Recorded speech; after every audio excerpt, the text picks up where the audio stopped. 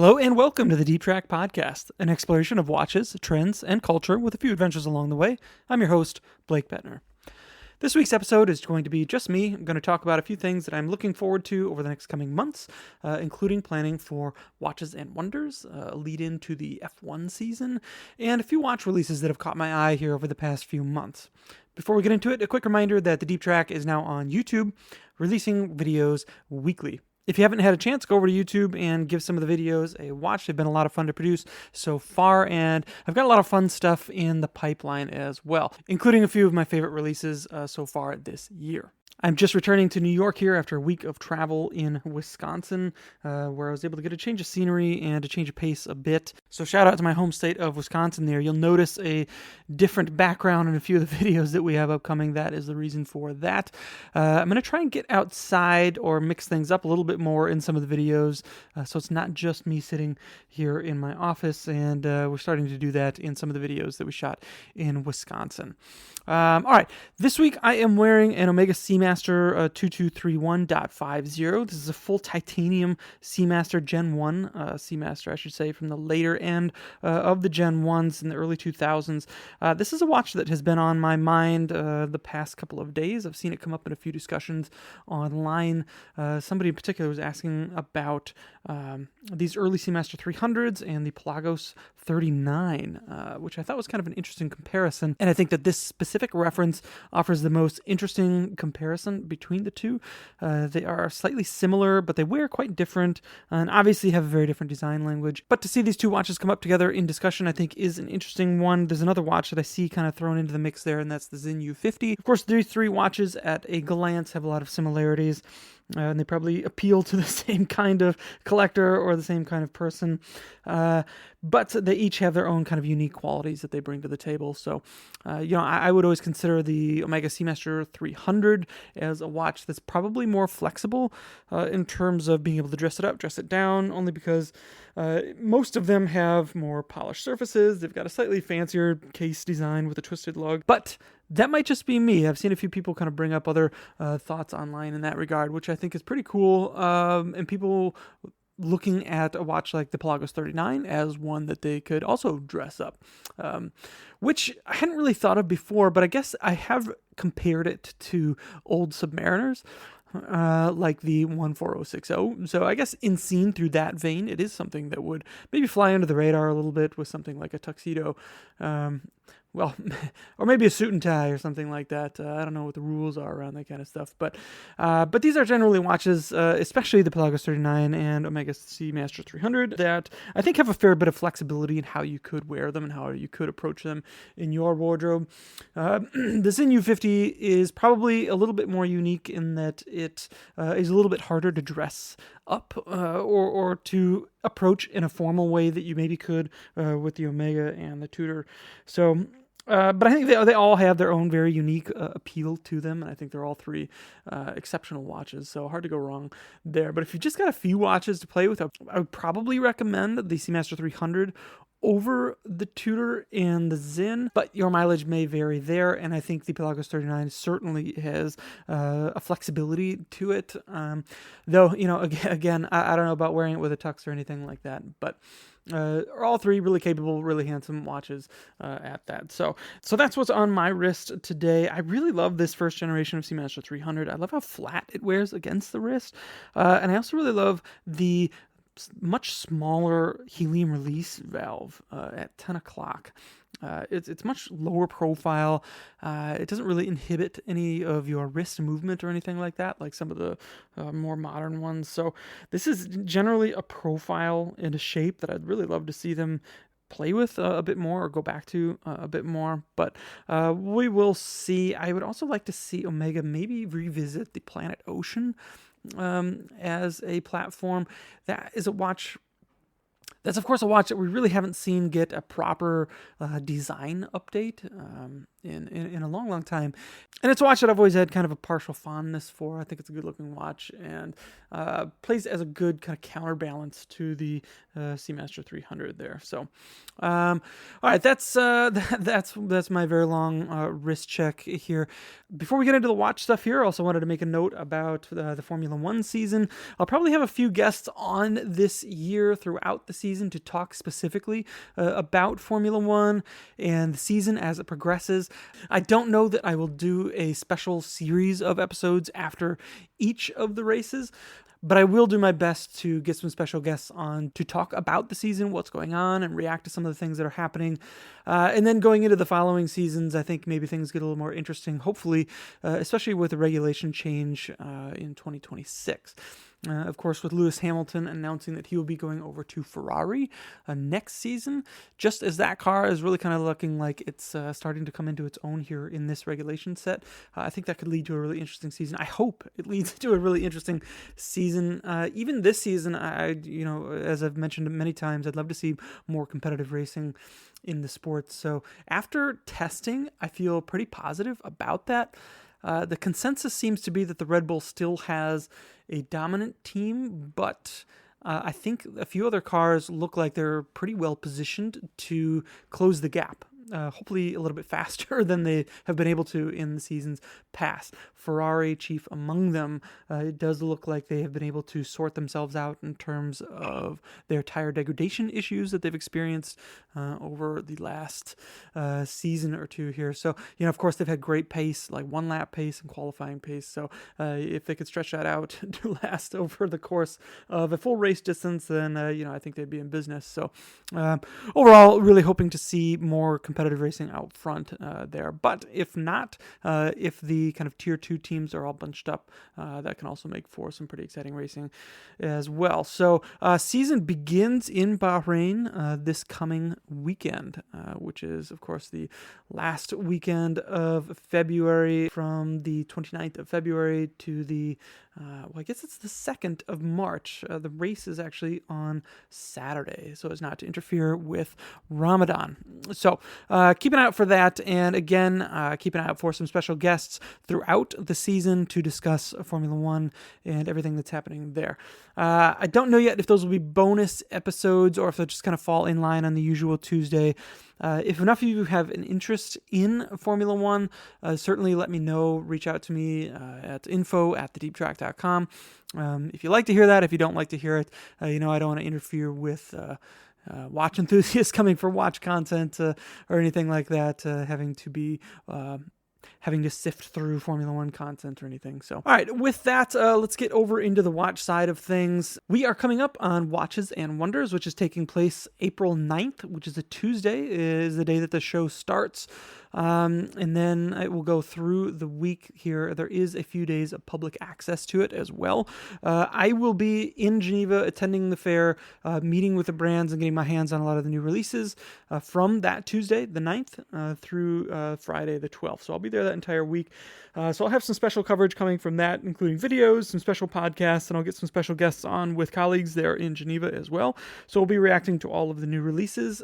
And on that note, next week I will be welcoming Kate Bazemore, another journalist in the watch industry, to the podcast, where we will go through what we hope to see from Watches and Wonders, maybe taking a look at some of the recent trends that we've seen, what we expect to see continue, what we hope to see continued, and maybe even a few watches that we would like to see from some of the participating brands as well. Maybe we'll make a few predictions. Well, so stay tuned for that, which will be coming next week. All right, getting into a few of the watches that have come out here in recent weeks. There's a few that I wanted to talk about, and I wanted to start with Sinn. Now, they have released a handful of really interesting watches, including a new U50 Hydro, which I'm really excited about. I have a few niggles with that watch, though, that we'll get to in a second. I first wanted to talk about a new chronograph, the 103 ST TY HD. Not the sexiest name in the world, but the watch itself is really quite stunning. Of course, the 103 is kind of a historic platform for them, and I think it still works just as well today as it ever has. It's got kind of the squared off long lugs with a heavy chamfer on them. It's fully polished here, which is my only potential issue with this watch. I'd love to see a brushed, or even them using their tegimented, bead blasted type material that we see on watches like the U50. But I love the bezel and dial design of this watch. There's no date here. It's all black. It's got some red accents. This is just kind of a straightforward, classic, good-looking Sinn chronograph 103, which is a design which is very toolish, functional design, but it has this German flair to it. It's hard to put your finger on, but they certainly do it better than almost anyone out there. It's just a super handsome watch all around. They haven't really given much thought to shrinking the form factor, trimming it out. This watch is comfortable in its own shoes, but there are a few surprises. This watch, which is limited edition to 1,000 pieces, is using a hand-wound movement, which I think is pretty cool. It's also using an acrylic crystal, so really kind of leaning into the old school vibes with this watch, which I think is pretty awesome here for Sinn to be doing, and generally something that we don't see a lot of from them. Even when they come back to their EZM1 concept, for instance, it's done in a very modern way. They generally seem to move only in one direction here on these watches. So, this is a welcome watch for me. I think it's a great looking watch, priced at $2,870. So somewhat in the approachable realm, I suppose, for them and this kind of thing. But all around, this is a watch that I like a lot, and is a watch that I'm excited to see in person soon. But this isn't the watch that has me most excited from Sinn. They released some new U50s, and they are hydros. I don't know why. I guess it's not something I expected to see hit this platform, but I'm really glad that it has, and it makes a lot of sense. This is a technology where they fill the case with oil, so it kind of matches the ambient pressure, I guess, giving it theoretically, unlimited, for all intents and purposes, depth rating. And the other effect of it is that it looks like the dial is kind of glued onto the crystal, so you can read the time at extreme angles, which is a really cool thing. The only issue I have with this watch, I don't even know it's really an issue. It's really just the use of the broadsword hands that we saw on the T50 introduced. And I'm not overly fond of this hand design. I think the kind of towering, brutal design of the hands on the U50, the regular one, is one of the elements that makes that watch so interesting. And it's something that I would have welcomed to see here in hydro form as well. Aside from that, though, they have all the options, including the steel bezel, the tegimented option, as well as the SDR with the black bezel as well. So overall, I think this is a really welcome watch, and I'd love to see them continuing to use this technology. It's something that I've talked about wanting to see, an innovation that I would love to see from other brands as well, especially if they're really going for usable tool watch, where the form is really kind of following that kind of a function. It's not just kind of paying lip service to, it's a tool watch, but we know you're not going to really use it for that. It really kind of leans into the, we're developing technology for it to be used this way, which I think is really cool. I've talked a lot about, something like the Tudor Pelagos FXD getting a pro version with an oil-filled case. I think would be really, really cool to see. And that's the kind of thing where it's not like it's about the orology of it, like it's really about the function of it.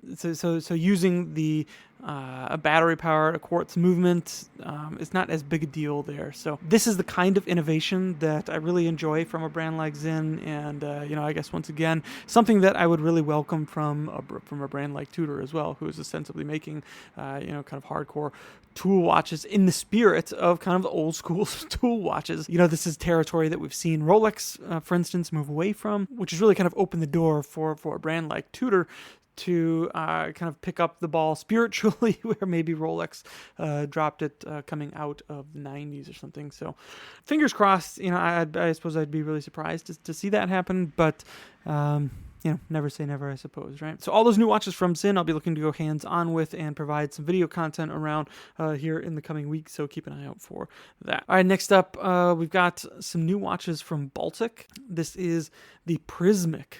This is kind of their take on the cocktail watch, which I think is really interesting.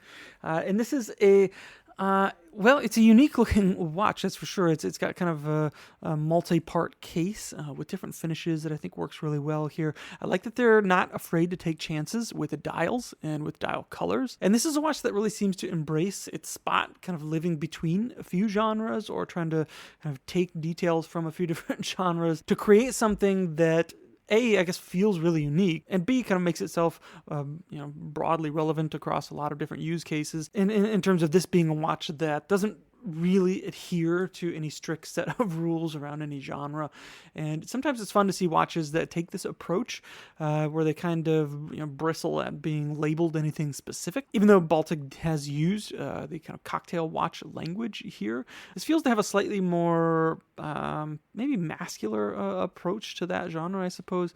It's got these kind of square, diamond shape, pyramid shaped hour markers, which cause a bit of tension, I think. And not only that, they kind of sit between a few different layers in the dial and a few different finishes in the dial, including these kind of deep recesses in the main central part of the dial that radiate out in kind of like a sunburst fashion. So, and overall, the whole look is something that's kind of hard to put your finger on in terms of placing it or how you might use it or what kind of outfits you might wear with it. And the dial colors only exacerbate that. There is a kind of a light salmon and a desaturated green and a bluish gray, silver, as well as a purple, which I personally kind of like. And then they put it on these mesh straps that tuck up right against the case here in a kind of an integrated fashion. So overall, I think this is a really interesting watch, and I like seeing a brand like Baltic, take some chances on a watch like this overall. Kind of see how it lands and really maybe carve out a new space for themselves. I think they have a pretty good handle on their own design language. We've seen them kind of recreate some of the classics in their own way, which has worked out really well in the past. And this kind of takes a different direction than those watches. So I'm excited to see where Baltic takes this and to see what this means potentially for the brand moving ahead. They're part of a cadre of young brands that I'm really excited about. The other one being Furlan Mari. I'm really excited to see what they have coming this year. And then there's another young French brand called Serica, which I think is also doing really interesting things and developing a very unique, very distinct design language of their own, and they're kind of making maybe mid-century inspired sport watches. They look like they could have come out of another era, but they also feel modern in the same way, I suppose. I think it's really that on-wrist presence and feeling that a lot of these brands are trying to capture. So they pay great attention to their cases, to how they're sized. They're generally sized a little bit smaller, but they make up for that with the slightly more muscular design decisions around them, as well as things like interesting end links that fit into the case that provide maybe a more muscular feel on the wrist as well. So it doesn't feel like a compromise. It really feels like it's trying to capture a lot of the brilliant qualities that we love so much about some of these vintage watches and recreate it in a modern way that's also maybe a little bit more approachable to people with all kinds of wrist sizes there. So I think a lot of eyeballs are on brands like this and what they might have up their sleeve here over the coming years. And this is generally the area of the industry that has me the most excited or most optimistic, maybe I should say. They're at a good size. They've got well-established design language and design DNA kind of that they've gotten off the ground and provided a firm foundation for. Yet they're still small enough that they can take some risks in bringing maybe some of their unorthodox visions to life, which is certainly a welcome thing and a much needed thing these days, I think. And then finally, we have a new watch from Piaget. This is the Polo 79. I was at the release party for this in New York when it was launched a couple of weeks back and was able to get my hands on it for a brief period there. And I gotta say, I was really impressed by the watch overall. It is a very impressive watch. Visually, it really kind of captures the magic of the original, launched in 1979, of course. It's a very unusual design. It feels more like a piece of jewelry that's brought to life with a serious watch movement on the inside here. So it's the whole thing is solid gold. It's put together really well, and it's exceptionally expensive as well. It's $73,000, which It's kind of a bummer. I think that they've really captured something great in their past, and the design, the essence of it, I think, which is something that Piaget has really always been good at. And here they've captured something that I think is kind of coming around on the trend scale again. This kind of mid '80s vibes here to the max. But not many of them will be made, and it's very expensive. So just kind of like the Vacheron 222 that we saw a few years back, I just can't see many people buying these watches or being able to buy these watches, I guess I should say, which is kind of a bummer. I really like to see brands paying attention to this era of their catalog, and it's something that I would like to see more brands doing in terms of maybe not recreating things exactly as Piaget has kind of done here, but really, as I mentioned, kind of like with Baltic and Serica, capturing the feel that made those watches so great in the first place. I talk a lot about sport watches and tool watches from the 90s and maybe even early 2000s, and what made them just so kind of weird and special, and how that's been lost a lot. And I think brands coming back to see these parts of their catalogs and looking for something that's unique, that they can market in a very unique way these days, it's really about capturing that feel. And I know Piaget has done a great job with this watch, but I'd like to see other brands like IWC or Zenith, brands that made some great tool watches back in these eras, kind of look back to these parts of their catalogs to find a really unique and individual part of their identity that they could bring back in a way that's, again, I'm not looking for these things to be recreated one-to-one, but really kind of asking what made those watches great or so interesting in the first place or so unique. What is it that makes these watches so unique? And then try and kind of bring that back. I think IWC did something close with their new Engineer, but that's a watch that has taken on a far more luxurious vibe than its predecessors had. And that watch might be in a slightly different category, but that's the kind of thing that I'm talking about. I think they did a good job with it there. Of course you can say what you want about the price, but in terms of being able to look at their past and bring out some of the things that made those watches special without recreating it one for one, I think opens up opportunities and possibilities for them to build more of a future collection around some of these names, which would be a welcome thing, if you ask me. So maybe I'll put together a list of some prime candidates that I would like to see, again, not brought back one-to-one, but at least used as a good basis for new collections that some of these brands could start building on.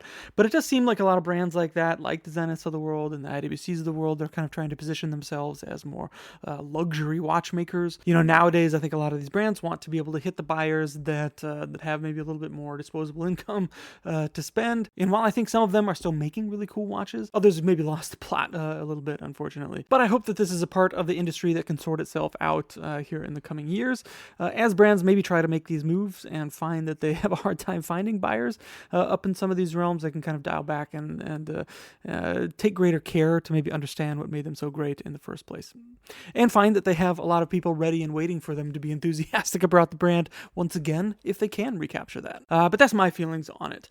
So there's a few new releases that I wanted to at least get a few thoughts out. Again, stay tuned to next week. We'll have Kate Bazemore on. We'll be talking about more of our predictions and trends for the upcoming year. And with that, we're going to wrap this episode up. Thanks so much for listening.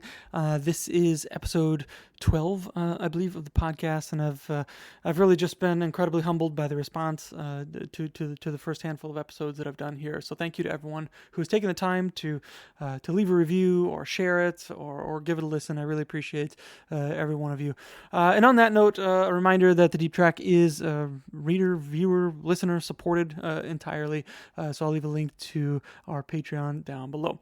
All right, that'll do it for this episode.